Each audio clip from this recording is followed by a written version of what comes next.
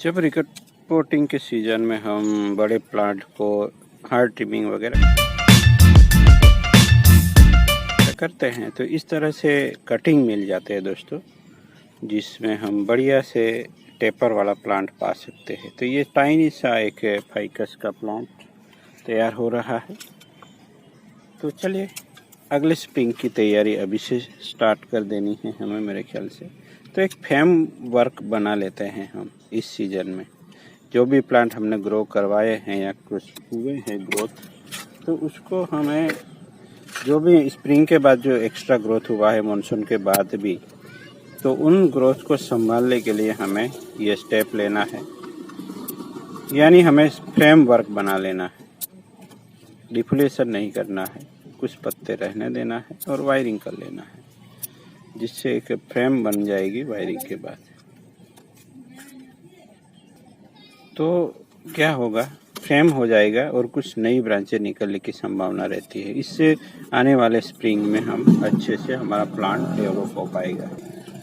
तो प्लांट को ऐसे ही ग्रो होने के लिए छोड़ नहीं देना है दोस्तों, तो हमारी मेहनत बेकार चली जाती है। कभी कभी अनवांटेड ब्रांचें ग्रो होती रहती है यहाँ कहीं से निकल के, और वो हमारे बिल्कुल की काम भी नहीं रहती, और हमारे जो काम की जो ब्रांच होती है वो इसकी वजह से तो कभी कभी डाइबैक भी कर जाती है।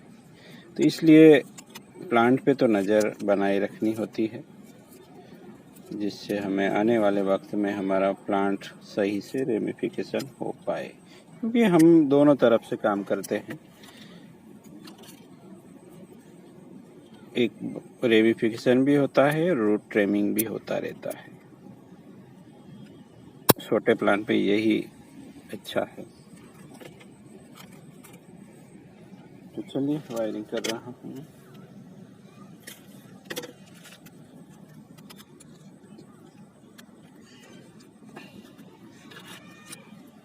दोस्तों ऐसा नहीं है कि छोटे प्लांट का बोनसाई बनाने में कम मेहनत लगती है, मेहनत उतनी ही लगेगी, मैं तो कहता हूँ उससे ज़्यादा लगेगी, क्योंकि कंटिन्यू नज़र बनाए रखनी होती है।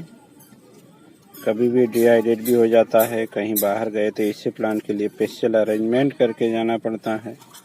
अभी हम फाइनल डिज़ाइन तो बना नहीं रहे, केवल हमें मूवमेंट दे देना है, जिससे जो नई ब्रांचें आएगी उससे एक अच्छा डिज़ाइन बन पाए। क्योंकि इस तरह बेंडिंग नहीं करेंगे तो यहाँ कहीं से जो ब्रांच निकलती है वो नहीं निकल पाएगी।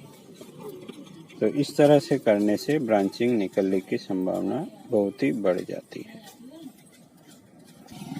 छोटे प्लांट रूट कटिंग से भी तैयार हो जाते हैं दोस्तों, ये प्रेमना के देखिए। तो कई मेथड हैं।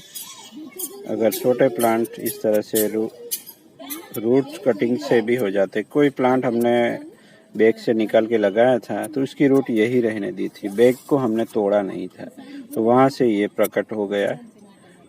एक बार ये मैं उस पक्के पे वायरिंग कर चुका हूँ, देखिए क्रेजी वायरिंग की है हमने।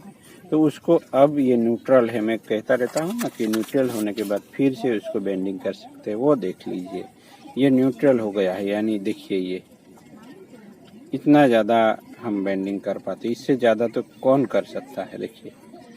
और यहाँ से भी एक ऐसा भी कर सकते हैं और ज़्यादा वायरिंग कर सकते हैं। तो इस तरह से फ्यूज़न सा बना लेना है, और उन दोनों को मैं और वायरिंग करके कर लेता हूँ अभी। तो यहाँ वायरिंग जुगाड़ काम आते हैं, जो वायरिंग है उसे रहने दूंगा मैं, और यहाँ फिर से यहाँ से लेता हूँ। देखिए ये वायर कहाँ से लेना है वो भी इम्पोर्टेंट है, नहीं तो वो छोटी ब्रांच होगी तो वो तोड़ मोड़ हो जाएगी, यानी यहाँ वहाँ हो जाती है, तो अच्छे से स्टेबल नहीं हो पाती। तो चलिए इसी सिंपल मेथड से वायरिंग कर लिया, कहाँ से एंकर किया वो भी देख लीजिए। और उसको इतना ज़्यादा टर्न दे के हमें केवल एक स्ट्रोक बनाना है दोस्तों, स्टेम बनाना है मैच्योर मूवमेंट वाला, तब कहीं जाके हम एक बढ़िया सा प्लांट डिज़ाइन करवा पाएंगे दोस्तों। तो इस तरह से वायरिंग और ट्विस्टिंग करने से प्लांट के जो कैनोपी के लिए जो डेवलपमेंट का जो आयाम है वो ज़्यादा बढ़ जाते हैं। यहाँ थोड़ा सा साउंड आया है तो इसको रहने दी, स्टॉप हो जाना है ना, ये हीलिंग तो करता ही है। तो कोशिश करनी है जितना हो सके इतना हम बेंडिंग कर पाएंगे। बाद में नेक्स्ट टाइम जैसे हमने यहाँ किया वैसा हम यहाँ भी करेंगे। तो अभी तो हमें केवल एक मूवमेंट वाला ट्रंक बना रहे हैं एक तरीके से, फिर होगा यहाँ रेमिफिकेशन का काम। तो देखिए इस तरीके से क्रेजी बेंडिंग के साथ हमने इस तरह से एक 3-4 ब्रांचें हैं और यहाँ भी बेंडिंग होगा बाद में दोस्तों। ये रूट है, ये तो होगा ही होगा। तो बहुत ही बढ़िया सा हम एक लैंडस्केप की तरह छोटा सा क्रिएशन बना सकते हैं। बने रहे हमारे साथ इसके लिए तो। और कोई भी सुझाव हो या कोई भी उलझन हो उसको सुलझाएंगे, कमेंट कीजिए दोस्तों केवल। तो सब्सक्राइब तो बनता है, लाइक भी कर सकते हैं। Thank you for watching.